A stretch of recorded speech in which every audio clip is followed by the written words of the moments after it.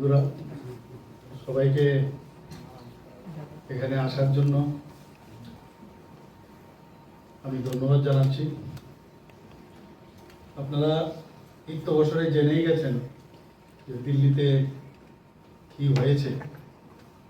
তবু আমি আমি এয়ারপোর্ট থেকে এসেছি। এখন এসে আমার মনে হলো যে সাংবাদিক বন্ধুদের মাধ্যমে সমস্ত ত্রিপুরাবাসীকে জানানো খুবই প্রয়োজন। দেশবাসীকে তো জানানোর জন্য আমাদের যশস্বী গৃহমন্ত্রীজি বলেই দিয়েছেন, আমিও সেখানে ছিলাম। তো আপনাদের মাধ্যমে আমি জানাতে চাই যে আজকে ভারত সরকার এবং ত্রিপুরা সরকার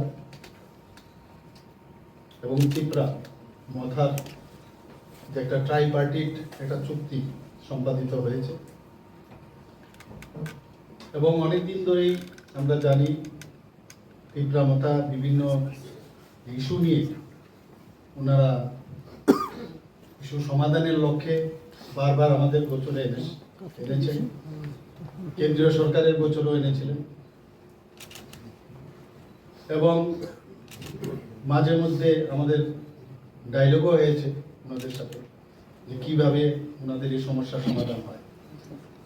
তো শেষ পর্যন্ত এই ঐতিহাসিক দিন আজকে এলো এবং সেই ঐতিহাসিক দিনে দিল্লিতে আজকে যে ট্রাইপার্টিট চুক্তি স্বাক্ষরিত হয়েছে, এর জন্য আমি সর্বপ্রথম আমাদের যশস্বী প্রধানমন্ত্রী নরেন্দ্র মোদীজি এবং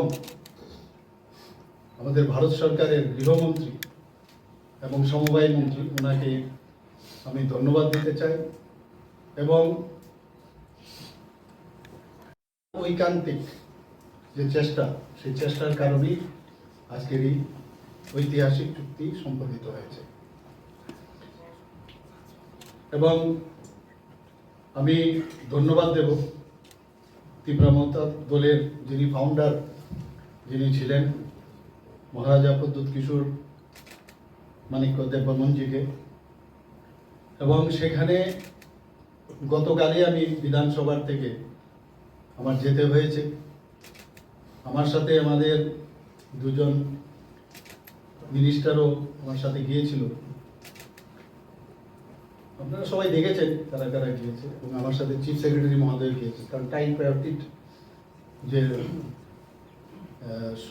চুক্তি সেখানে ত্রিপুরা সরকারের পক্ষ থেকে চিফ সেক্রেটারি মহোদয় সাইন করবেন, এর জন্য নিয়োগ যেতে হয়েছে ওনাকে। অ্যাকচুয়ালি আমি দিল্লিতেও বলেছি it is the need of the hour এবং বর্তমান সময়ে এই চুক্তির খুব ইম্পর্টেন্ট এবং আমরা চাই যে ত্রিপুরাতে শান্তি বজায় থাকুক। বারবার আমি যেটা বলি যে আমরা সমস্যা সৃষ্টি করে আমরা এই সরকারে আমরা থাকতে চাই না, সমস্যা সমাধানের মাধ্যমে আমরা এই সরকারে থাকতে চাই এবং এবারেও কিন্তু তার প্রতিফলিত হলো। কেন্দ্রীয় সরকারও বারবার এই চেষ্টা করেছেন। নর্থ ইস্ট রিজিয়নে আমরা সবাই জানি কতগুলো চুক্তি সম্পাদিত হয়েছে, সবাই আমরা জানি। এবং মাননীয় প্রধানমন্ত্রীজি বারবার বলছেন যে নর্থ ইস্ট যদি ডেভেলপমেন্ট না হয়, এখানে যদি শান্তি প্রতিষ্ঠিত না হয়, তাহলে ভারতবর্ষ কোনো অবস্থায় ডেভেলপমেন্ট হবে না এবং শান্তিতেও থাকতে হবে। আগে আমরা দেখতাম যে ইন্টার বর্ডার সমস্যা ছিল, মানে এক একটা আমাদের নর্থ ইস্টের যেটাকে অষ্টলক্ষ্মী বলা হয়েছে, মাননীয় প্রধানমন্ত্রীজি বলেন একটা নিজের ভারতবর্ষের মধ্যেই এক স্টেটের সাথে বর্ডার নিয়ে সমস্যা, সেই সমাধানও এখন কিন্তু কেন্দ্রীয় সরকারের হস্তক্ষেপে সেই সমাধানও হয়েছে। আরেকটা নতুন ইতিহাস সৃষ্টি হলো ত্রিপুরার ইতিহাসে তো বটেই, এবং এতগুলো চুক্তির মধ্যে আরেকটা উল্লেখযোগ্য চুক্তি আজকে ত্রিপুরা মথার সাথে এই চুক্তি সম্পাদিত হয়েছে। এবং এতে করে আমাদের ত্রিপুরাতে আমরা যেটা বারবার বলছি, যেখানে আমরা জাতি জনজাতি আমরা সবাই মিলে একসাথে ত্রিপুরাকে এক ত্রিপুরা শ্রেষ্ঠ ত্রিপুরা আমরা বানাতে চাই, সেটা কিন্তু এই চুক্তির পরিপ্রেক্ষিতে আমি বলবো আমরা এক ধাপ কিন্তু আমরা এগিয়ে গেলাম। এবং আমরা বারবার বলছি যে যতক্ষণ ধরে শান্তি সম্প্রতি না থাকবে কোনো অবস্থায় ডেভেলপমেন্টও হবে। তো সেই দিক দিয়ে বিচার যদি আমরা করি, মাননীয় গৃহমন্ত্রীজি বলেছেন যে আজকের দিনটি সত্যিই একটা ঐতিহাসিক।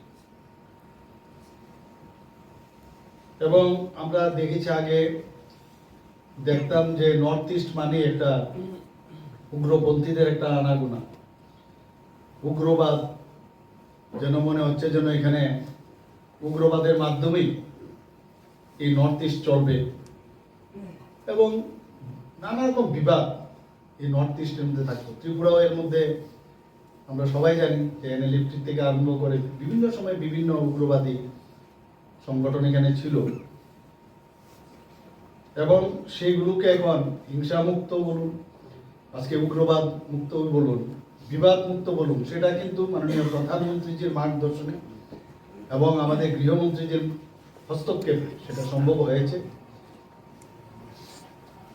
এবং ত্রিপুরায় শুধু নয়, সারা নর্থ ইস্টার্ন রিজিয়নে যারা এই বিশ্বাস করতেন তারা কিন্তু আজকে মূল স্রোতে ফিরে এসেছে। বিভিন্ন সময়ে আপনারা দেখেছেন এর মধ্যেও অনেকে যারা এই উগ্রপন্থা ছাড়তে পারেননি এখনো কিন্তু টাইম টু টাইম ওরা কিন্তু সারেন্ডার করছেন, মূল স্রোতে ফিরে আসছেন। এবং